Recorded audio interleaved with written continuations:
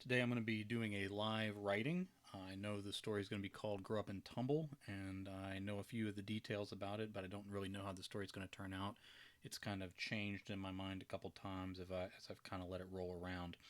The thing I got coming up with Patreon is 31 stories for Halloween on Jay Wilburn's Patreon. It will be exactly what it says, 31 stories, one a day for the entire month of Halloween. This story will appear somewhere else. I don't know where. I actually kind of messed myself up a little bit by writing it on live stream because, of course, it's a reprint from the moment it's created, which is not a big deal. I don't have a problem writing short stories, and in some ways, this is sort of just working on the craft itself. So I don't mind doing some stories like this. It's going great, man. Thanks for dropping in. So we're going to give this a shot. Like I said, I got a few details in my head, but I've kind of streamlined the story a couple different ways, thrown things out, kind of thought about some different ideas. And one of my goals is to keep it shorter. So I think this may be a story that'll benefit from brevity. So we'll see how that works out. So let's just get started. All right, first line is always important. I see a lot of dialogue going on here because I think of it as two characters talking about an event that happened. So, all right, cartoons used to be my guilty pleasure.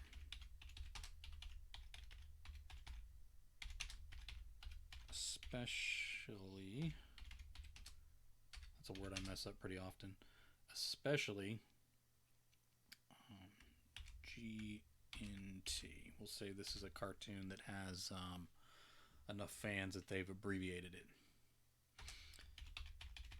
There's no pleasure in it anymore. All right, let's get these guys' names out there. Mitchell. I didn't come to talk to you about fucking cartoons. This place is, well, tell me what's wrong.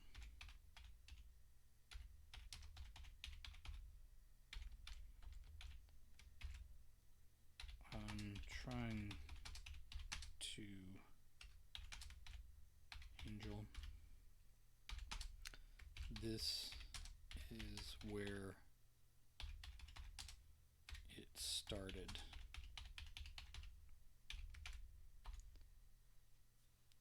Angel grabbed the arm of the couch to pull himself forward to the edge.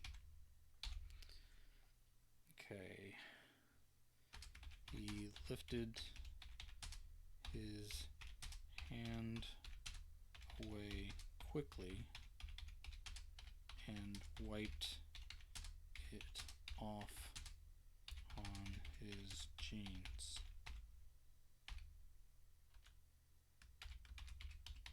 Mitch.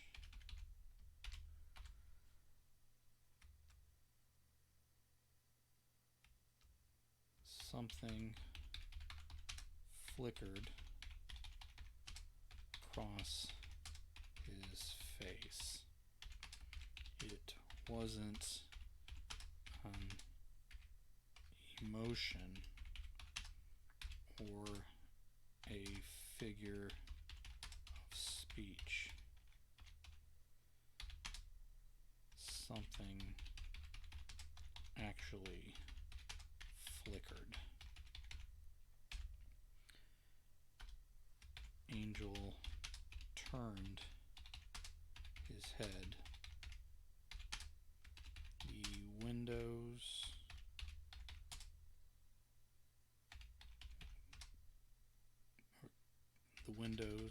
let's do something without were. The windows covered with sheets like a dorm room or a drug den. let no light through. The kitchen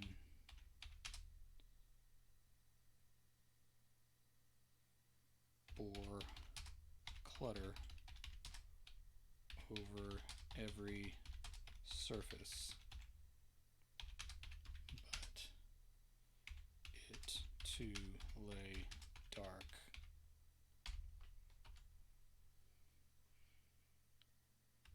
Something crackled along the wall leading to the front door. Angel whipped his head back around.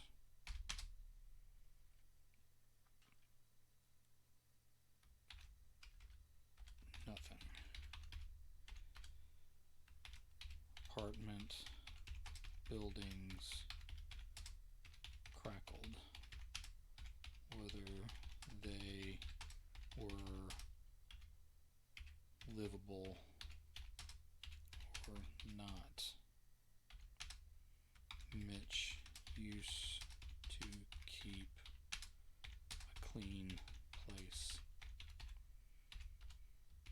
They met eyes again, and Angel realized Mitch watched him, assessing his place and his state of being. Mitch. Quick question. When you have a moment, how do you decide what point of view to use, especially for short stories? And do you prefer a certain one over the other? Personally, first person present tense makes me want to scream. I've actually had to write first person present tense for some work I've done, ghostwriting, and then some other sort of professional work where I was working with other people. I don't like it because I mess it up a lot. So that's always where the editor's having to fix me. I do prefer past tense. I am bad about head jumping, and that's where, like in the middle of the scene, I'll go from one person's thoughts to another. That used to be called omniscient, where you were allowed to move around. Editors are not fans of it now. I've seen it in a couple older Stephen King books that I've read recently, but I'm no Stephen King, and editors don't particularly like that because publishers don't particularly like it because just the industry doesn't particularly like it. I don't have a problem with it personally, but I do try to avoid it just from that standpoint of I don't want the story to look like lazy writing. I suppose, again, I hadn't really given it a lot of thought. I suppose technically we're in Angel's head here. I wanted to do my best not to be digging into their thoughts. So, like we have up here, Angel grabbed the arm of the couch and pulled himself forward to the edge. He lifted his hand away quickly and wiped it off on his jeans. Now, that could be something we observe from inside his point of view. We could observe it from inside Mitch's point of view. We could observe it from no one's point of view. Because I didn't describe how the couch felt. I didn't describe his revulsion. I'm not describing emotion on his face. The one thing I kind of threw off here was the flicker across his face and saying it wasn't an emotion or a figure of speech. Something actually flickered. And I didn't clearly say it was light. So that kind of feeds into, I think, where this story's going. Um, Typically, I'll just pick a character. Sometimes I want it to be the main character. Sometimes, especially if the main character is going through something and it's a mystery, I want it to be one of the other characters. I'll trade back and forth between scenes, which is okay. Um, this one I kind of wanted to be a little close quarters. This is sort of that gothic cheat where characters tell about something that has happened, and sometimes even tell something that happened to other people and not themselves. So I was kind of playing with that a little bit. Um, in a way, I usually use third person typically, but not always. I was thinking about first person for this one, but then kind of wanted some things to happen at the end that wouldn't be something the guy would tell maybe. Um, and then I'll typically stick to one character, even if it's third person omniscient. I'll typically follow one character's point of view.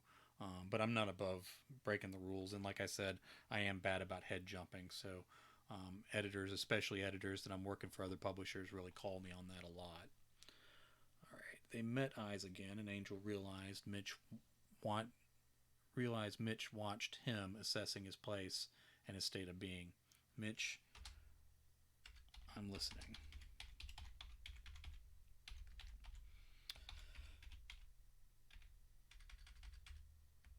All right.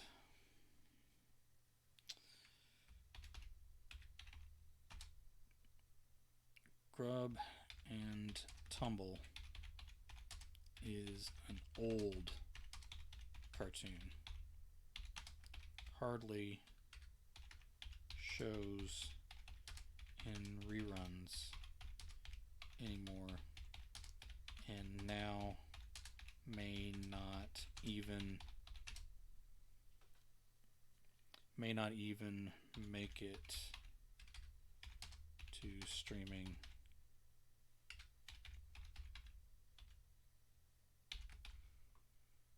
All right, let's keep it close.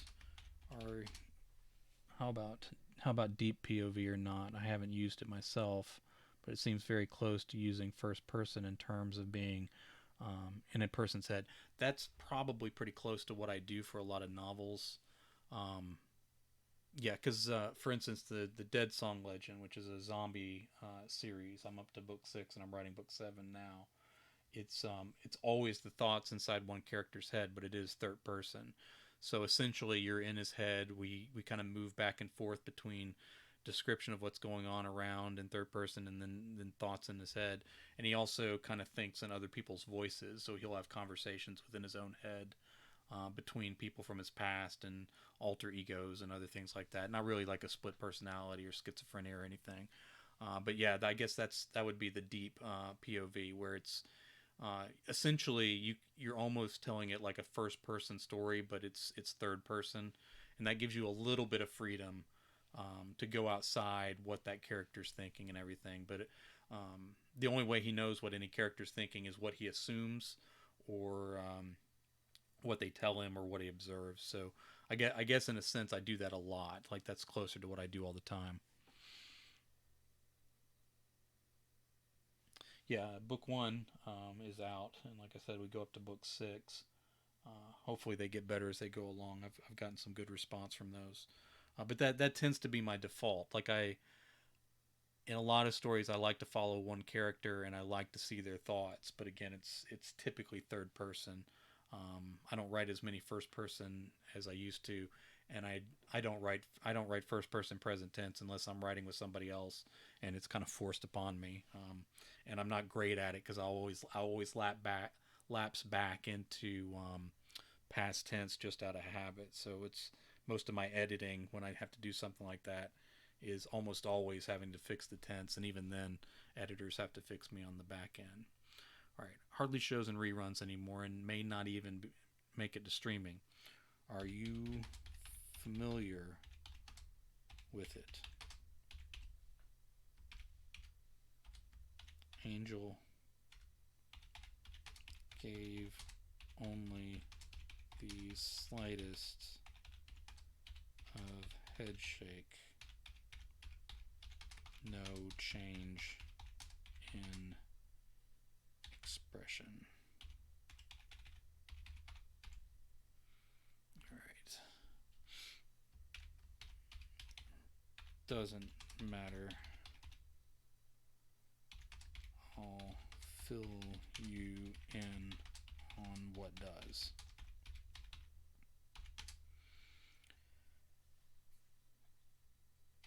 It was put out by Harrison and Danville. They started up a few years after Disney.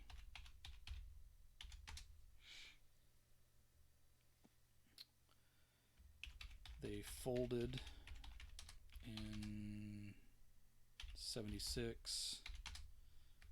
Their heyday was the mid 50s through most of the 60s.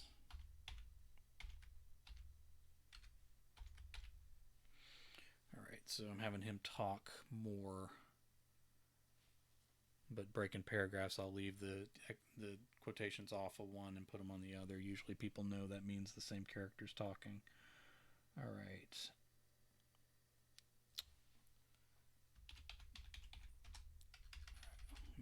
I'm gonna cut beginning of sentences off to have it more like how he would talk if he were distressed. Hell of a lot of lawsuits since both men dead. Of course, most investors dead. Most children inheriting the estates dead. That didn't make it easier to gain those properties,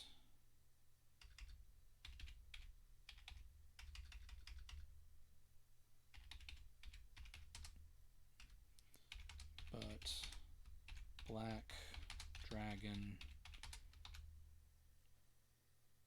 Media finally did. Alright, I'm going to have Angel jump in here next. Mitch.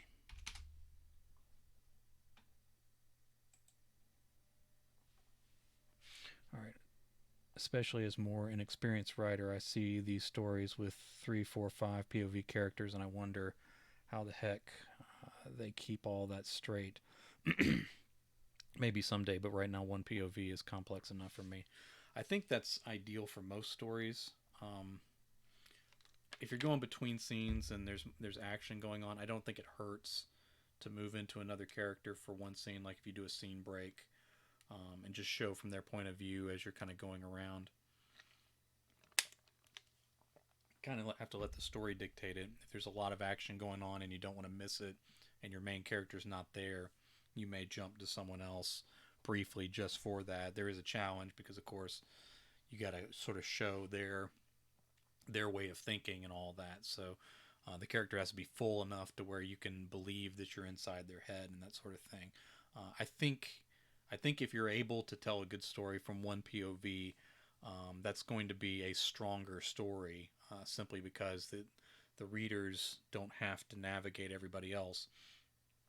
And it kind of forces you to sort of develop the other characters more fully without just saying what they're thinking. You know, their actions, their dialogue, and all the other things that sort of make them different from everybody else. So I think there's strength in one POV, like you said, maybe just starting out, or kind of working your craft or whatever. But then also, no matter how long you've done it, if you're able to do a story from one POV, I think there's a good bit to be said about that in terms of people identifying with one character and following them through the entire story. All right, I need to have Mitch say one more thing here. I was still working for them then. All right, now we'll close them off. Mitch, can you still get your job back? Mitch held up 2 fingers and let them drop again. That is far from the point. I'll get to the point if you let me.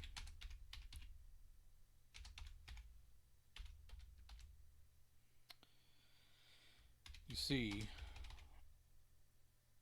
old cartoons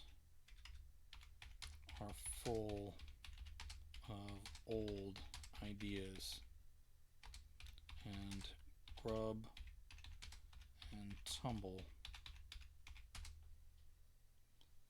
started in the 1930s.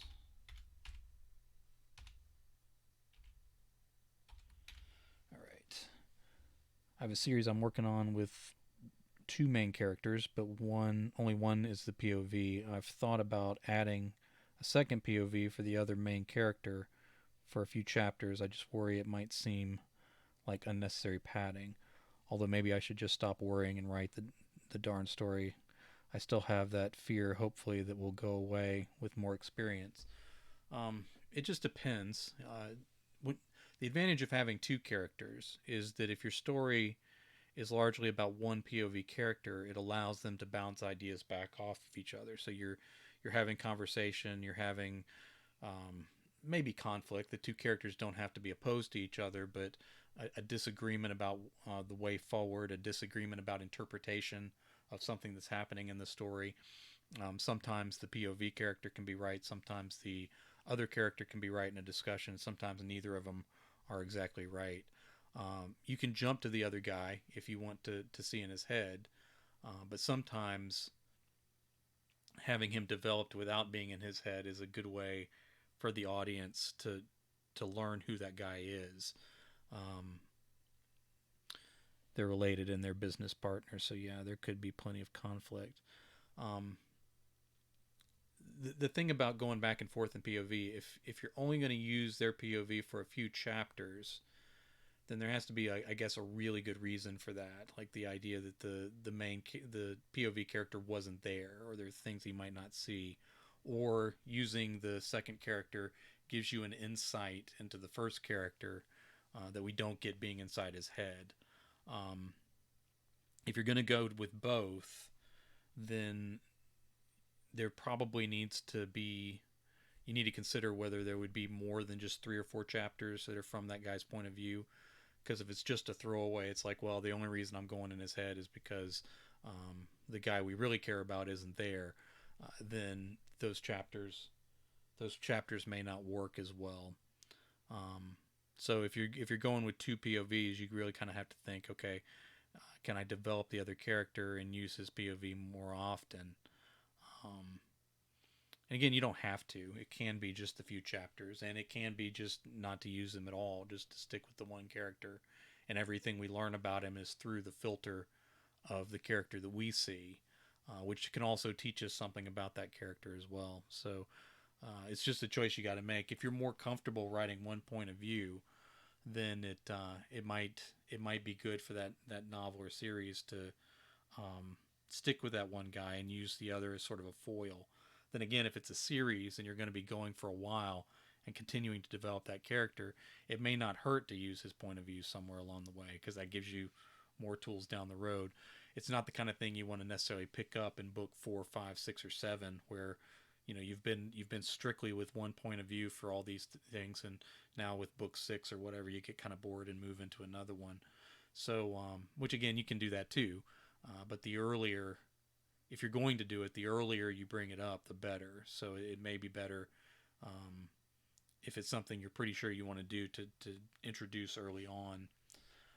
Like I said, it could just be a few chapters, but there's if you're going to do it, you might want to explore how much more you could do with that guy. It's kind of up to you, and the story sort of has to dictate it.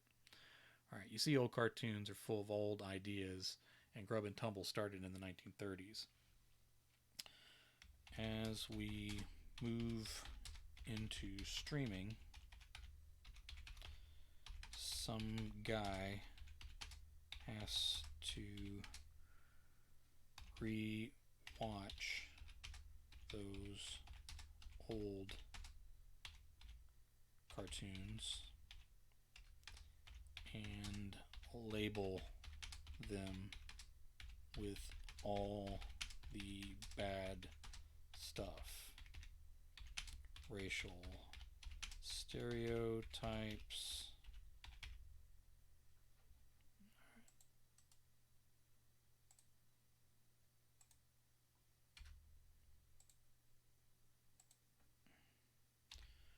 stereotypes, misogyny, homophobia,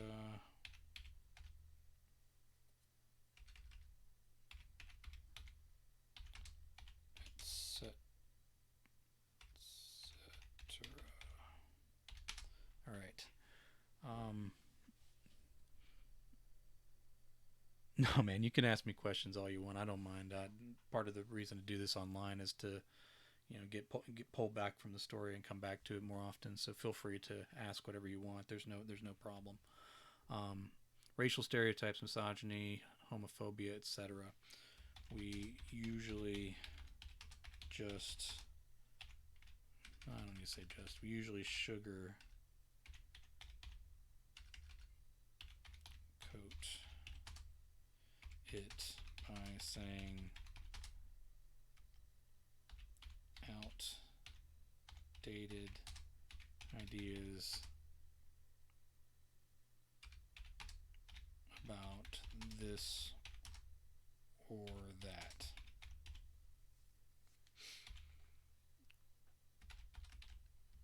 I've seen that since we got Disney Channel. No, not Channel. So we got Disney Plus for the girls.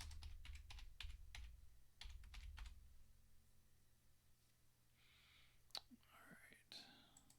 Fix that. Alright. Kind of tempted to throw in actions here to let us know who's talking and stuff, but I'm gonna avoid that. Sure, Angel. Like that. Alright.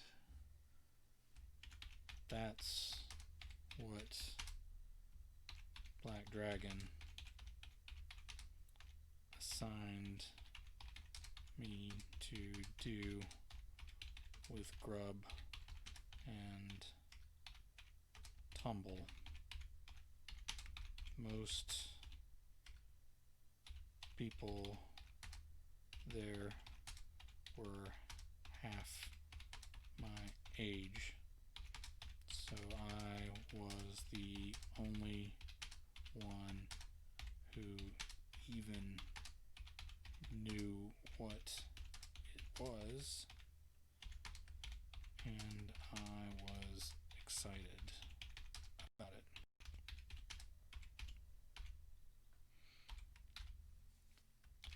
I go into this abandoned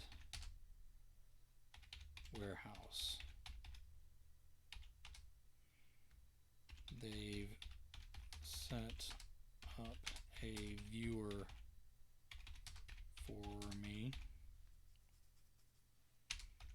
and the old tape is being transferred to digital on the weekends. I'm there during the week. Mitch swallowed twice, coughed, swallowed again.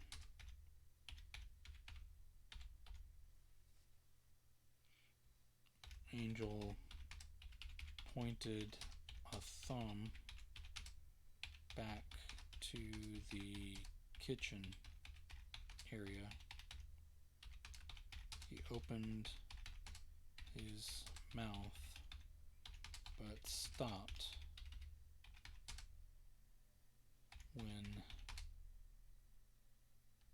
Mitch's head changed shape.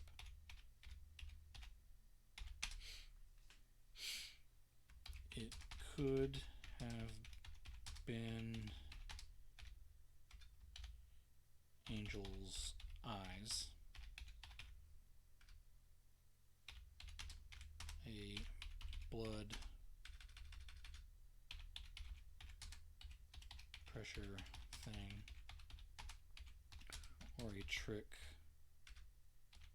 of the dark and his anxious mind, but it wasn't. I'm going to make that a new paragraph, just that one sentence, that one fragment. But it wasn't. His head swelled, rippled, and bounced back into place with a waver, like some stretched membrane. Instead, here we go. instead of skin, skull, and substance. As quick as it was, as quick as it could be registered, that is passive, but I'm going to fix that in editing, I think. As quick as that could be registered, it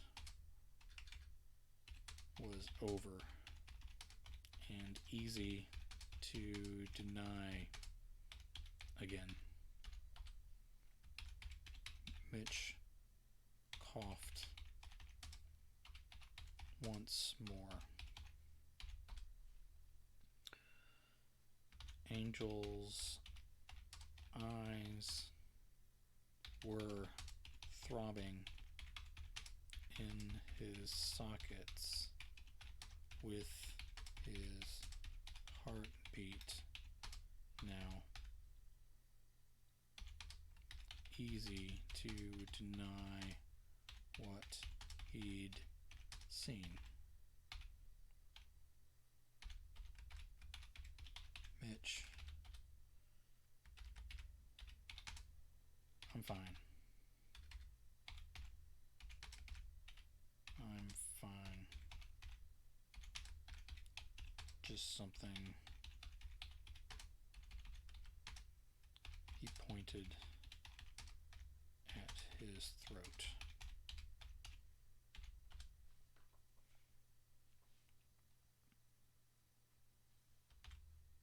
Angel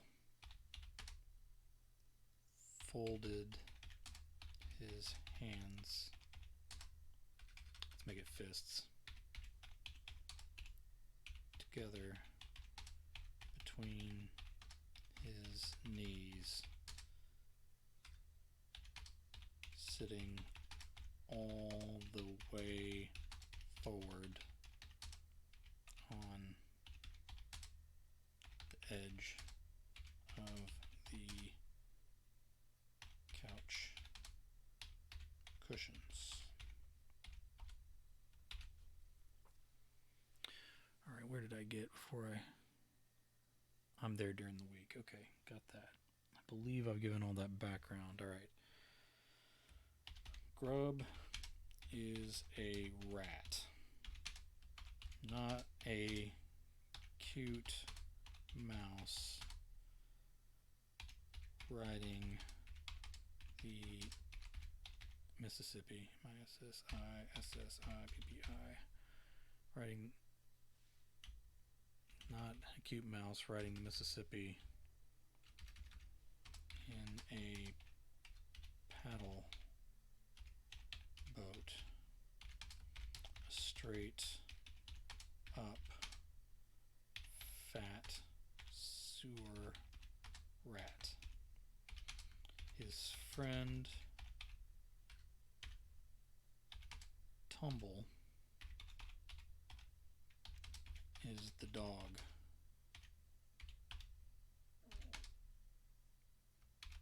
Mangy,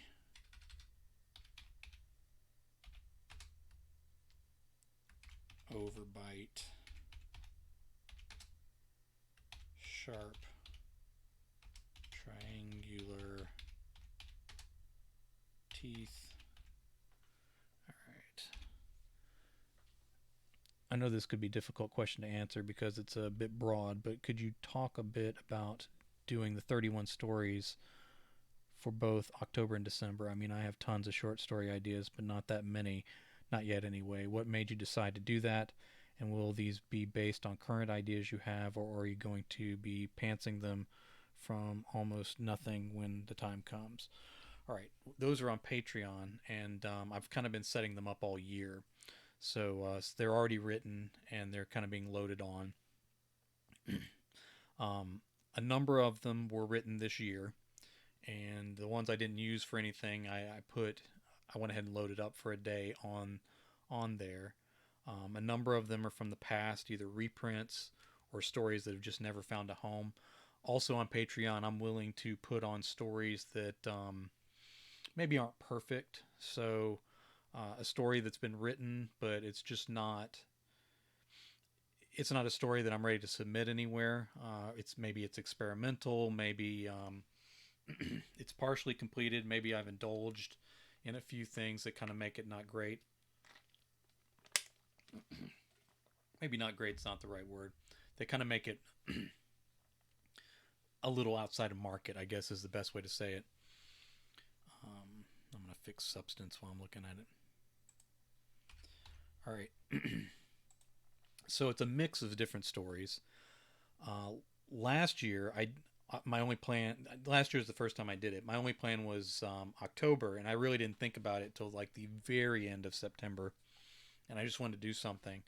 And of course, I've been writing for years and years and years, so I have a ton of trunk stories, more than enough to do 31. So I actually picked the 31 from stories that I already had in place, or had already been different places, and then I just kind of figured out where I would put them, and sort of edited one a day, and was loading them up ahead of time. I got to November, and I thought, I should do it again for December. I still had plenty of stories, so I did the same thing again. I kind of picked ones that were, especially ones that were kind of close to the holiday themes, and had those sort of placed out. And after I did that, I had a pretty good response to it on Patreon, so I thought, well, I'll do it again next year, but instead of like waiting till the last minute, I'll go ahead and start planning out. So the first thing I did for the first few months was just writing stories, as quick as I could. Some of them were for things, so I would have them out. But if I got a story rejected, I'd go ahead and load it up for this year. And sometimes I would just write a story just for practice. And as soon as I was finished with it, I would put it up for one of the days coming up here in October. So it was already loaded, already ready. And what I did then was, as we got closer to time, I started filling them out with other stories that I had, either from readings that I'd put together, or again stories that had been published that I didn't use last year. And again, I've written stories for so long that I had enough to fill out, so I already have scheduled out. And at this point, a few of the stories that I'm editing here on Twitch are going to be there. So as soon as I'm done editing them here, I load those up. Of course, the videos are here and on YouTube, but I load the video up on Patreon for my supporters over there too. And so the idea is just one of those stories will be released. Some of them are new. They haven't been written anywhere before. Some of them are really old. They've been reprinted more than once. And some of them are just stories that haven't found a home, or just plain weird, and there's just nowhere for me to put them. So Patreon's kind of that place where I'm willing to experiment and put up stories. So there's already 31 scheduled for October. A few of them I still need to edit. and 31 that are scheduled for December, and a few of those have already been loaded up. Others I'm going to edit this month, probably into October. It may extend into it may extend in November to get the ones in December done, but probably not too far. All right, you certainly have the benefit of experience and speed. What I find slows me down is the fear of what I'm writing is garbage, and I'm second guessing way too much and way too often, which would explain why my current trilogy is months late past the deadline. If you have any tips to banish fear, please share. Sure, I think that's pretty universal. So it's not like you're stricken alone, and then every author that's written for 5, 6, 7 years or more is just flying. Every author kind of gets stuck. A lot of writer's block does connect to fear. It's the fear of getting it wrong. Now, again, I've had this discussion with other authors, and you talk about things like depression and anxiety and other conditions that affect your entire life, which would include any sort of professional writing. But not dismissing any of those things. Largely, what keeps us from finishing a story is the fear of getting it wrong. One thing that helped me, and it's not something I recommend, but just kind of getting the idea where the mindset came from, was when I was ghostwriting. I was having to write sometimes several thousand words a day. It's a level of production I'm not capable of anymore. But especially when I was on tight deadlines where I was writing books for mill houses that just use pen names and publish hundreds of romance stories or science fiction stories or whatever they were putting out. Um, Sometimes I was writing 10 and 12,000 words a day. It was all for somebody else, and it was all because I'd come up on this tight deadline. So I was just writing all day, and I was just pumping the words out. I didn't have time to worry about getting it wrong or getting it right. I would always go back and edit and kind of fix what I had done, and fix the themes and make it the best it could be. But one of the keys to putting that level of production out was I just had to fly. And typically, I would come to a fork in the road in a story, as we always do, a place where a character has to make a choice where they can go left. Symbolically, they can go left, they can go right. Sometimes they can go a lot of different ways, but this will make the point. And one thing I came to realize was it really didn't matter which way I went. Now, there's there's the idea that there may be better choices that are truer to the character, but ultimately, left or right, there's a story down both of those roads. So if you decide to go to the left, the right, that other path is now not yours anymore, and the left path that you took is now where your story goes. Likewise, if you choose the right path, the path to the right, not the correct path, the path to the right, the left is no longer part of your story. You've set that aside, and now this is the direction your story is going to go. And there's nothing wrong with either path. You just have to make a choice. And what I found is the faster you make that choice, the more true it is to the character. And whereas if you think about the paths too much, you might say, well, there's benefits here, there's benefits there. This is probably the more interesting one and the one that'll be easiest to write, so I'm going to do that, which may not actually be the correct choice. Um, Typically, in real life, we make decisions based on emotion. We make snap decisions that we have to move through quickly. And so the decision that's actually closer to the truth, closer to real life, is probably the snap decision. If you come up to that fork in the road and you can say, okay, which way would I go? And emotionally, you just pick one or the other. That one you pick is probably the right one, because it's what the character might choose to do when they don't have time to think about it. It may not be the best choice in terms of like what would be the smartest choice for the character, but we don't always make smart choices. So that sort of quick choose the left or right is something I took away from ghostwriting. And I don't fear that path I didn't take is wrong.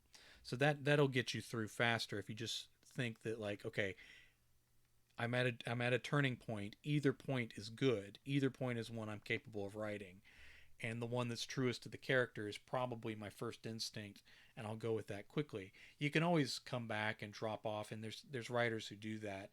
But even writers who do that choose to dump a path they chose and take a different one, I think they would have been just as good going with the one they chose originally, and it might have actually been better. Um, Stephen King says that when you feel like you're writing badly, that's no excuse to stop. because just getting that out, a lot of times you can come back and fix it. With these stories that I'm writing live, there's a lot of detail that I'm missing that if I when I go back and editing and I'm kind of taking my time, then I kind of smooth things out, figure out what I skipped, what I left out, and I'm not afraid that I'm not going to get that story right. Um, I guess the idea is to not consider your first draft holy, that like it has to be perfect. There are a lot of authors that only do one draft and then a little bit of editing. There's authors that do tons and tons of drafts. I'm personally of the opinion that once you get past a certain number of drafts, you're not actually making the story better. You're just making it different. What that number is there's no science to it specifically, but the more times you take a draft through, the less you're probably improving, no matter where you are in your career. But I don't think the first draft should be treated as something sacred. I think you need to be willing to just plow through, knowing that when you go back through and you're like, okay, this doesn't make sense. I need one or two chapters that explains how he got from here to here because I left out all this stuff in the middle, then that might be good.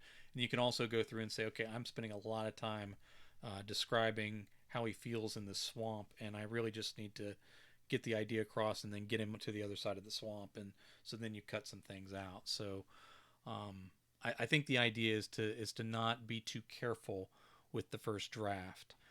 Sounds like a lot of those old pulp writers from the 20s, 30s, and 40s. That's true. That's exactly what's been happening. I've been working on this series for too long, and I keep waffling between the left and the right paths. Or in this case, I probably have half a dozen variants of these three books, and that's probably true. It's usually more than two paths.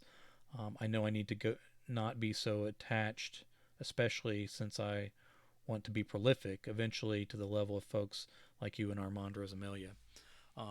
A lot of that is just a lack of fear. I think Armand has less fear than I do.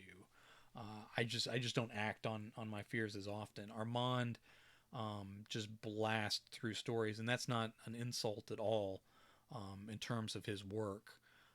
He himself will say he's a pulp writer, but I've seen some elevated work from him when we've worked together and stuff, and that's I love his book, so that's no slam on him. He just goes in with no fear, and he is pretty error free as he goes through. There's always things editors need to fix, but I'm pretty shocked by how quickly he runs through a book and does not, and on a first draft has like maybe two, three typos. I am not that guy. Like even as I'm writing here, I can see him as I go through. My thing is, I'll fix them if I see them, but I always catch them, most of them as I go back through, and then I always rely on editors. With short stories, there's a lot of ways to get a short story wrong, to where it just doesn't work. And I'm guilty of a lot of them, and I know my flaws that actually cause me um, to not finish a short or to not get a short story perfect. I'm not going to list them off because this discussion's about fear. So if I give you like 8 things to keep in your head, that'll probably make it worse. But just to say that with the short story, and especially with this, I'm willing to experiment. So like with this, it's going up live, and it'll probably live on my Patreon, and then it's technically already a reprint the moment I write it because people can already see it. But what I'm doing is playing with some ideas here, and that may be something that feeds into another story. So I always kind of consider short stories, especially when I'm just writing them for no deadline in particular, that I'm experimenting. And I'll use short stories to experiment on novels. So like before I wrote my first time travel novel, I wrote about 6, 7, 8, 9, 10 short stories where I just played around. Like I kind of knew the idea I wanted to do, but I just sort of made up some rules for time travel and then saw like what kind of story I could make with those rules. And then the next story I would come up with different rules for time travel. Okay, you can change things, but then this happens. You actually create an alternate timeline or whatever it was. And I would explore that story going through. And so I kind of worked out like I kind of worked out some of the left and right paths by writing some short stories that wouldn't necessarily go anywhere. Now, a handful of those sold, and a couple of them sold for professional rates. So, it wasn't a waste of time. And, especially if you're not writing, 8,000 word short stories, If you're able to put together a short story under 2,000 words, or even between 2 and 3,000 words, um, that's not a bad experiment, and not a bad use of time, especially if you're trying to work out ideas that you don't know what to do with. So playing around with some short stories can help, and it also sort of gets those creative juices flowing too. But and that's kind of what I'm doing here. Obviously, I'm slowly building up a, what I'm going to try to make a platform out of Twitch. But then these stories, they feed up into my YouTube, and then that feeds up into my Patreon where I'm making money, and I can share them on social media. So uh, experimenting with these stories and then experimenting with this platform gives me the opportunity to sort of work things out and then have like a more professional quality. I've just started working the podcast onto Twitch as well, and that's sort of the same idea of like kind of going in not afraid, seeing, okay, can I do an interview on here and what does that look like? Get somebody that doesn't mind being an experiment. Okay, now can I? How would I do ads on here? So if I get some advertisers, how would I make that look? So it's all kind of, if you look at it as practice, then writing doesn't have to be that scary, and you kind of recapture some of the fun.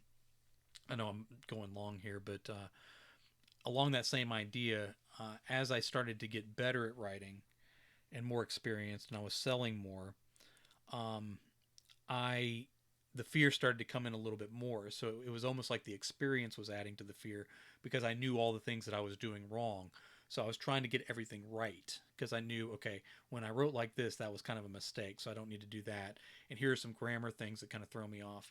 And the more I kind of tried to keep all that stuff in my head, the worse my writing got, or the more stilted it got. It was I was sticking to a pretty close lane. I would go back and read my old stories, and I still do this to an extent.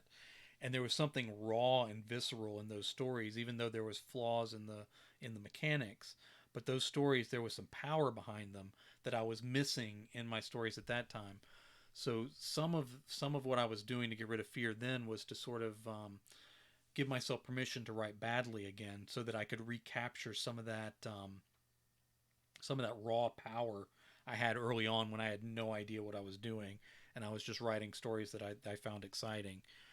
So sometimes you can learn so much that you kind of get in your own way. Now, of course, you still need to apply all those things you learn as you go along, but try not to lose that sort of raw energy that you had at the beginning. All right, I like that idea. I think what I'll try doing is write a few short stories in my second main character voice, as a way to see if I can differentiate their voice, and maybe have a better idea if I want to change the novel to use the second POV. Um, okay, very good. That's not a bad idea, and of course, those stories may land somewhere. So like, you can change the names, and have sort of an isolated story that's similar to your novel, but stands on its own and is something you can play with later there. Okay. Grubb is a rat, not a cute mouse riding the Mississippi in a paddle boat, a straight up fat sewer rat. His friend Tumble is the dog, mangy, overbite, sharp triangle teeth. They are mean, and they both agree that they hate the cat.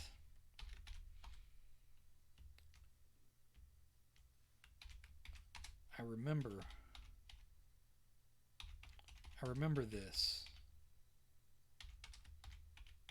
What was the cat's name? Cecil. Angel snapped his fingers. That's it. Sort of. Yeah, sort of.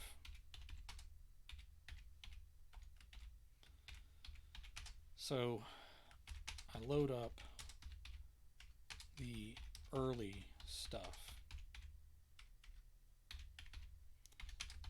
Black and white. The ghost lines of past films are showing through the prints. There is sound on all of them, but it sometimes garbles and soundtracks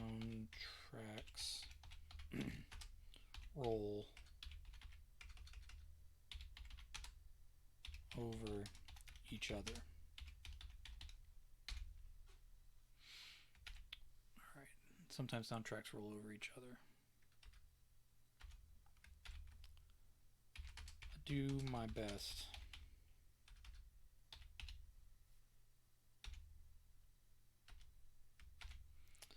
Alright. In this cartoon, the cat is called Mitch.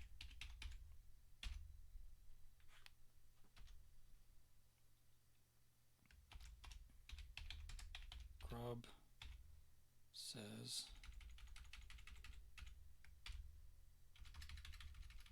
alright, now I'm going to have to use apostrophes because I'm doing dialogue within dialogue. Grubb says, I hate that bastard cat.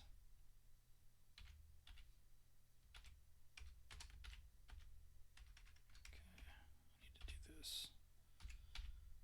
Space it. Alright. Whoa.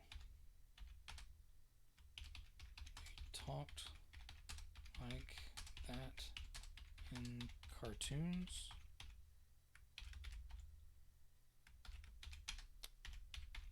I don't know if that's how they printed it, but I write down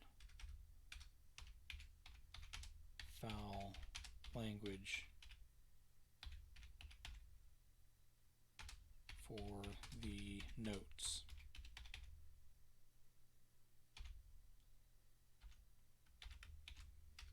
Tumble comes back.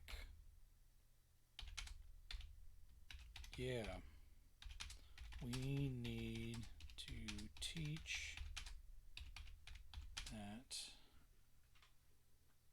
stupid cat a lesson, and for good.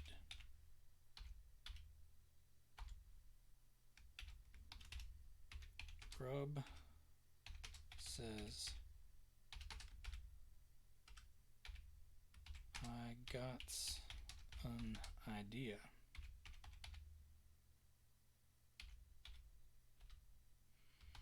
But he turns away from, but he turns away from the dog who is lifting up his floppy ear. His ears weren't floppy in the later years. Doesn't matter.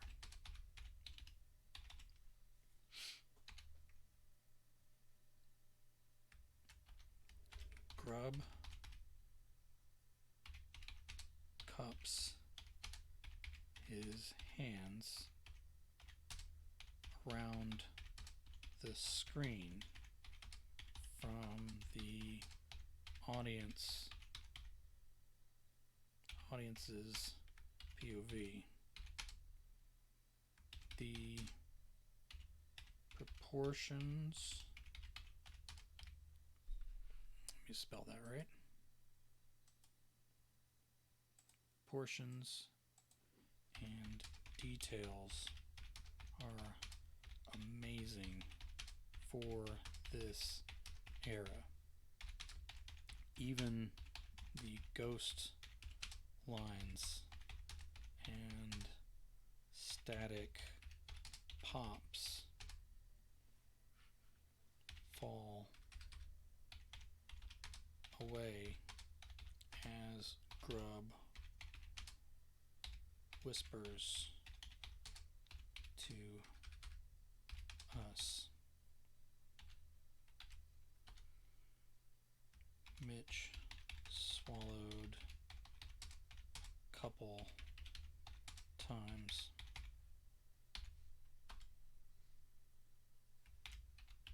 Angel leaned further forward.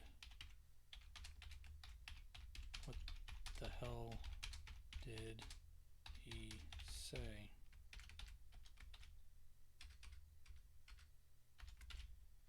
You better watch your ass, Mitch, because we're tired of your shit.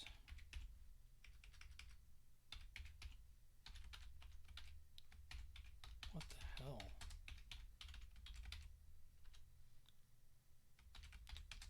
I know. I score the warnings for the rest of the cartoon. It's mostly violence with anvils, falling pianos, mostly violence with anvils, falling pianos, arrows, globs of black blood, giant hammers running over with cars, etc. The usual stuff. I load in the next one.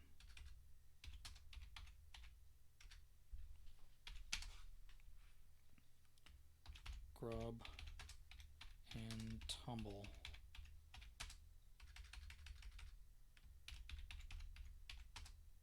Just stand there and stare at me. They don't speak. They blink. They waver on their feet. 5 minutes and 22 seconds in. Tumble scratches his balls. I make a note.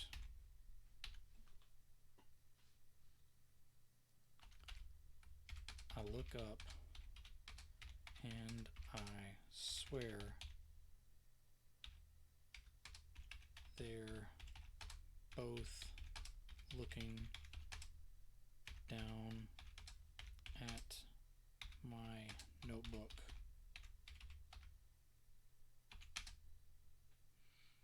I look up and I swear they're looking down at my notebook.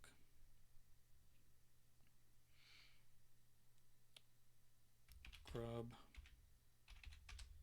even has his head twisted like he's trying to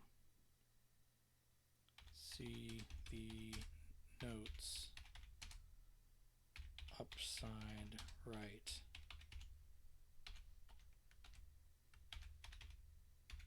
Jesus, Mitch. I know. I think I'm going crazy. Cecil the cat,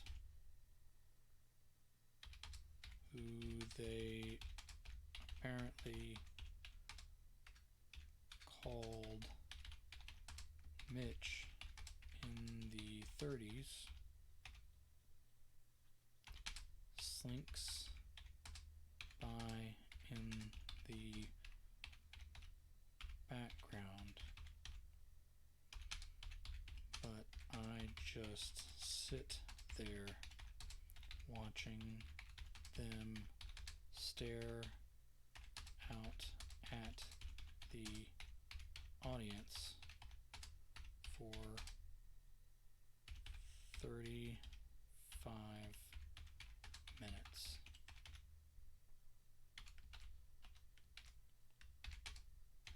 Didn't think cartoons were that long back then, or that experimental.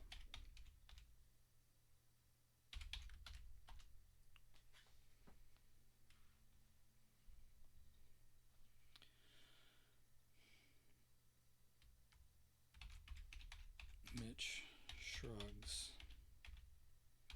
but his image shudders and repeats the motion 3 times in a row before he resolved again.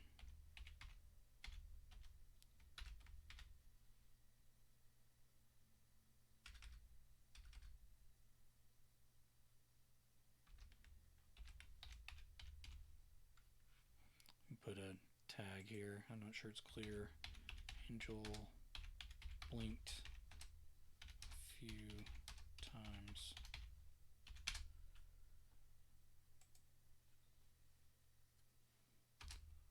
What happened to you, man?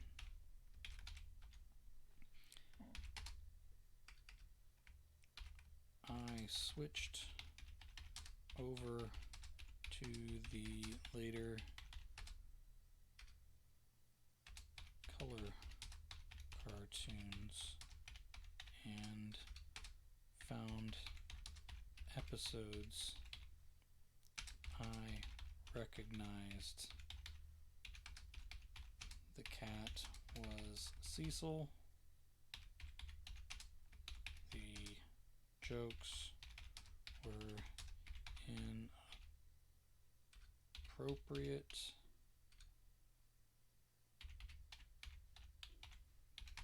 but I was in familiar territory again. Eventually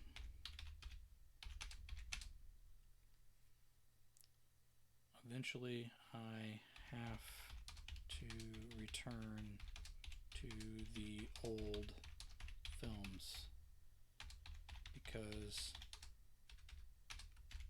I've caught up with everything else transferred from the last weekend.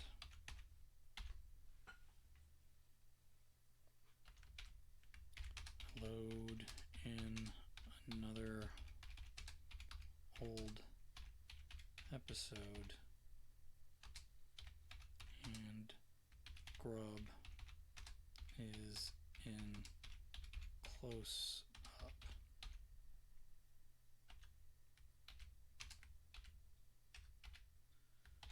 Who the hell do you think you are, putting us on hold, Mitch?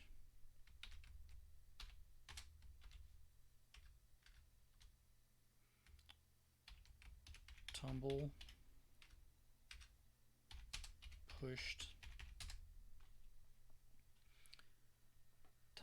pushed Grubb aside in the frame, and his overlong snout stuck out at me. I actually slid back in my metal folding chair on that old concrete floor.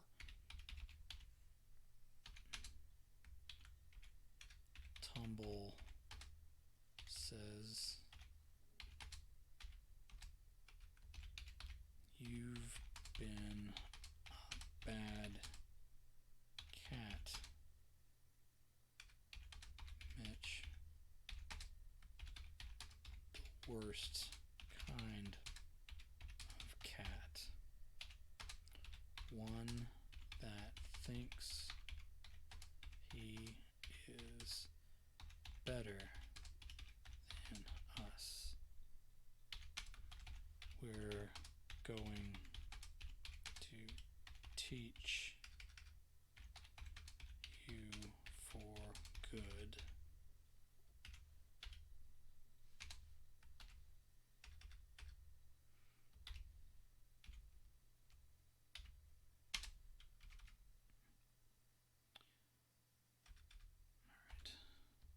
They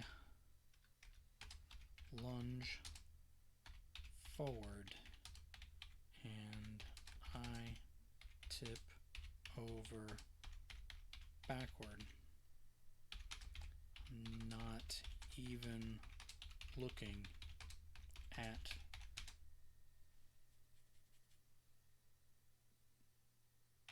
the screen anymore,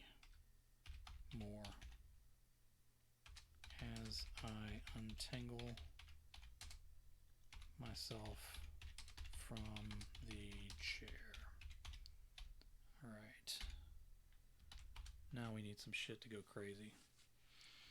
Alright. Not sure if you ever watched the cartoon show Ren and Stimpy, kind of like Tom and Jerry for adults. This reminds me of that crossed with Twilight Zone. Yeah, I was kind of... I actually came up with this title a long time ago, and the idea was like an old cartoon that's just highly inappropriate, which is most of them. And I knew that something was going to go awry. I didn't have this story in my head exactly, but of the guy sitting and watching them, and things not going as they seem to have originally been filmed. I think at this point I don't want to push the story too long, so I think I'm going to have stuff start to unravel here. A square of light lit up the far corner of the room.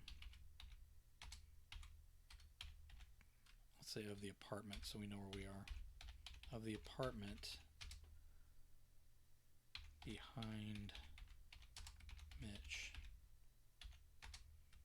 It swept across, stretching into a longer and longer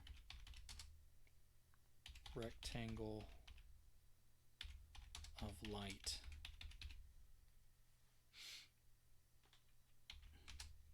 Angel stayed fixed upon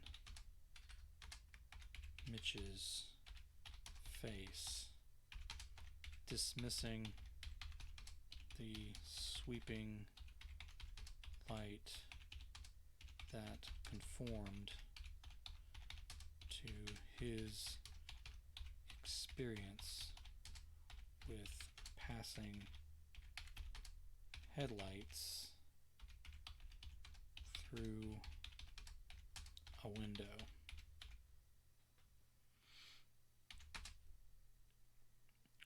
When the light, this might need to be a different paragraph, but I'll take care of that during editing. When the light vanished, there was a pop sound, like a cork. Angel, startled, but did not dare look away from Mitch's face at that point. From my back on the floor, I hear the rat say, "Look at him. He can't even stay off his fluffy tail."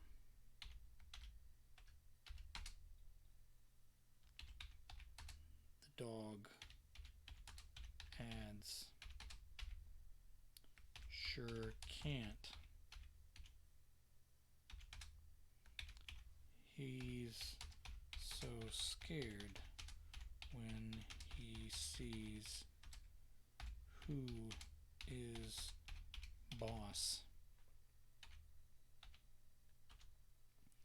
I get, okay, I need to put a quotation there. I get back to my feet and the pair on screen are wailing.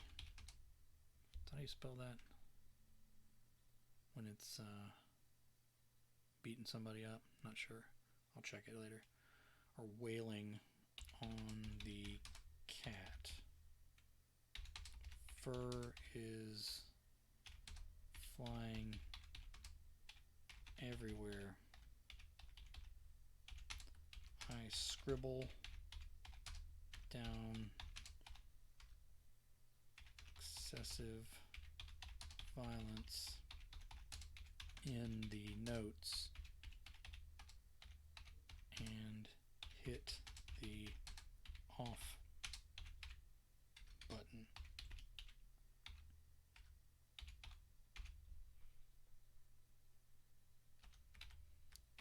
I turn around and the thing is still playing. My back is to the machine, but it is on the wall like a projection from nowhere.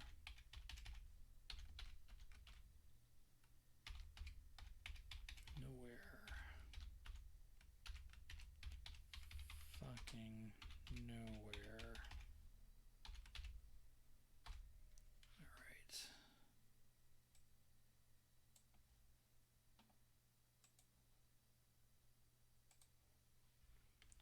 Angel jumped. Wailing. I knew that was right. Let me fix that now while I'm at it.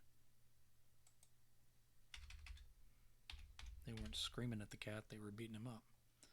Angel jumped up from the couch and knocked over a lamp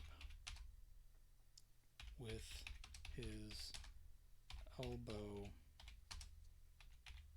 as he tried to back away and turn in a full circle at the same time. Hollow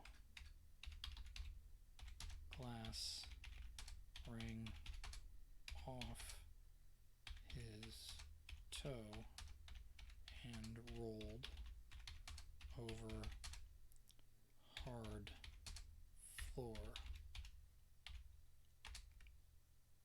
Papers scattered and crunched under his feet. He did not see the source of the other two voices. He still heard crackles, which made him think of speakers. Are you sorry you came yet, Angel? This shit's not funny. I came here to help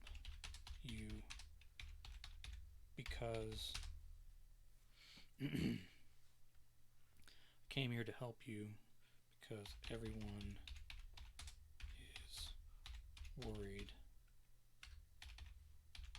I don't fuck with pranks. You know that. I don't find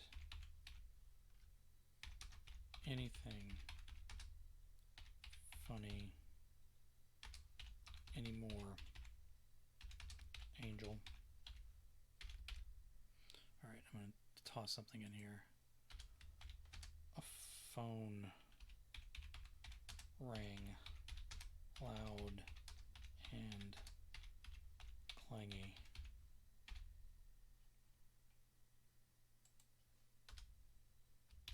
The phone jangled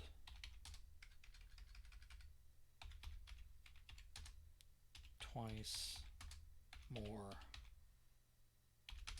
filling the world with noise. Angel felt his own pocket before deciding it wasn't his. Another clamorous ring.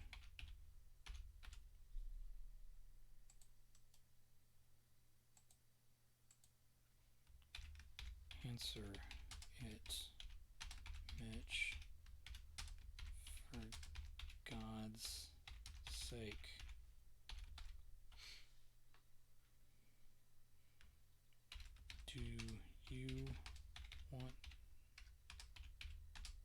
Do you want to? Mitch waved at the coffee table. Angel stared a long time without understanding, refusing to understand. between TV dinner trays and moldy plates, a red phone as big as a truck tire, shook and wavered as it rang again. The color for the phone was off. As it rang again, it jumped into the air. Black lines wiggled out from it, and the flesh of the phone rolled like waves on an ocean.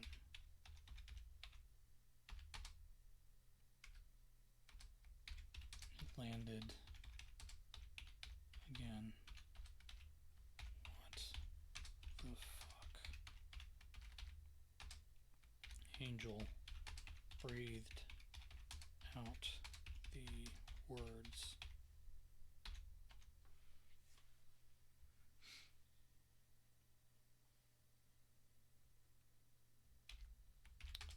I don't want to answer it, man. Angel scratched his nose and then reached for it.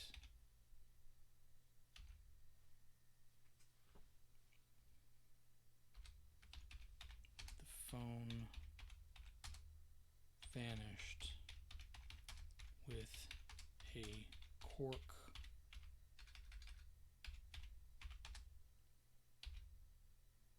pop and a gray metal revolver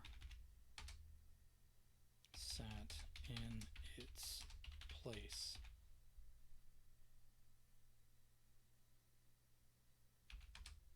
It was also as big as a semi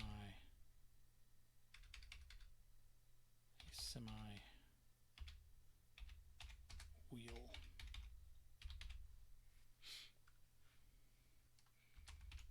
The cartoon gun rang and jiggled again. Angel drew his hand back to his chest. Alright, home stretch. I wouldn't want to answer it either. Alright.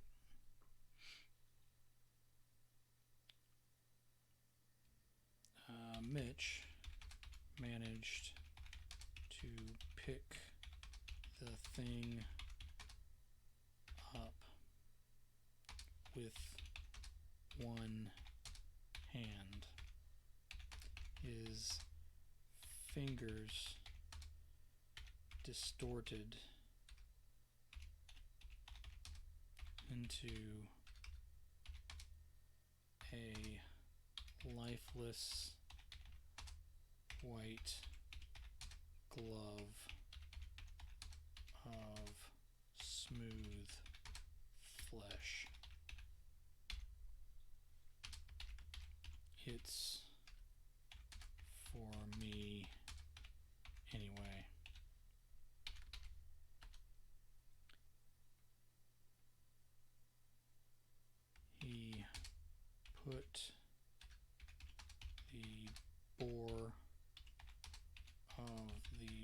cabin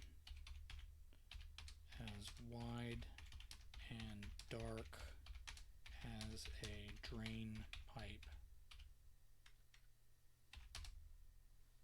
against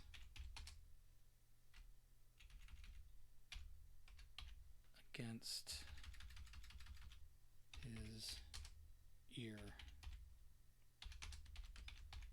Hello? An explosion like a bomb sent Angel staggering back into the drywall. He left his imprint, which reminded him of other cartoons from his childhood. Pieces of Mitch's head flew about the apartment as black as inky black blood ran down the walls.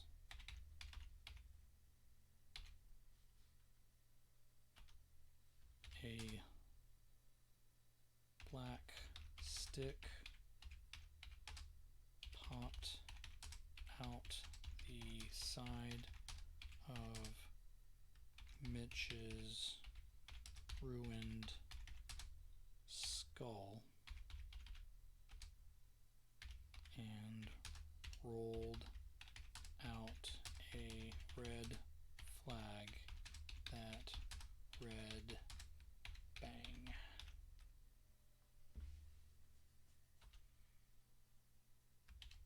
The gun vanished with a pop, and Mitch's head flew back together.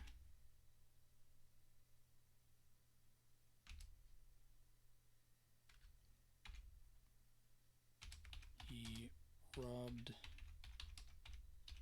at his temples like he had one heck of a headache. One human hand and one cartoonish gloved hand.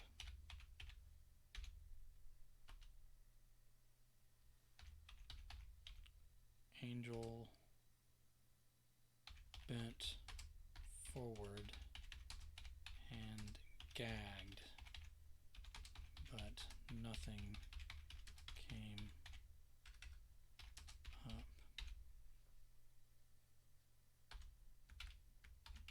Look at him dry heaving. Would ya, Tumble?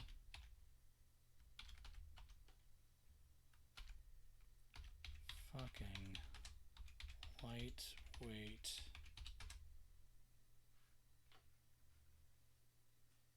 fairy of a man. I say, Grubb, should we teach him a lesson for good.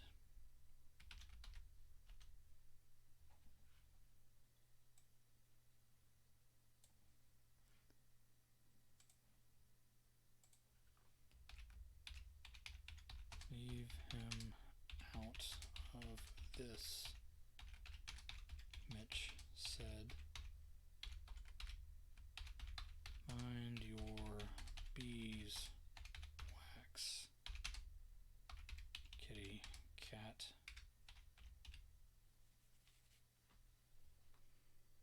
Hey Chris, thanks for dropping in, man. Mind your beeswax, kitty cat. The rat's voice crackled out of the air. A rectangle of light formed on the far wall. Ghostly lines traced over its surface. Angel broke for the door. Mitch called after him. Tell everyone I'm fine so they won't visit either. Angel slammed the door behind him without responding. Alright. Make the rat's statement italics, and we are about done. Alright. You don't want to introduce us to your cool friends, Mitch? That was Tumble. Kind of insulting after all we've been through.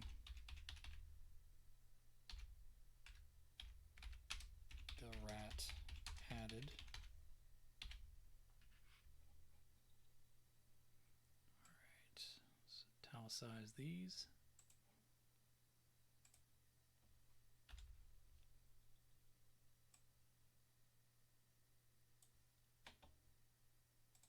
Come on now. Here we go. Alright. And go ahead and save it. Hate for the power to go out and I lose everything. Alright. Mitch stayed in his chair as the scenes played out in the dancing light behind him. He flexed his hand until it shrank back to normal size. Playtime,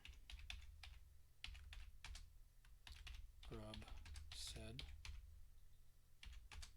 His voice was much clearer now without the crackle.